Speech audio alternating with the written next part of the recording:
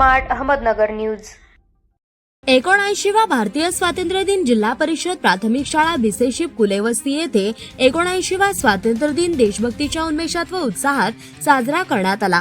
परिसरात देशप्रेमाची व एकतेची भावना ओसंडून वाहत होती। संततधार कोसळणाऱ्या पावसातही विद्यार्थी, पालक, ग्रामस्थ व सर्व उपस्थित मान्यवर यांनी ध्वजारोहण व राष्ट्रगीतासाठी ठामपणे उभे राहून आपली निष्ठा व्यक्त केली। या कार्यक्रमात सेवानिवृत्त शिक्षक नांगरे गुरुजी प्रमुख पाहुणे म्हणून तर अंबादास गवंड, मा उपसरपंच लालासो आटोळे, अध्यक्ष शाळा व्यवस्थापन समिती बैजी गवंड, उपाध्यक्ष शाळा व्यवस्थापन समिती नामदेव अप्पा शिपकुले, बाळासाहेब शिपकुले, धनाजी शिपकुले, सोमामामा शिंदे यांच्यासह बहुसंख्य पालक, माता पालक उपस्थित होते व त्यांनी अभिमानाने राष्ट्रध्वज फडकावला।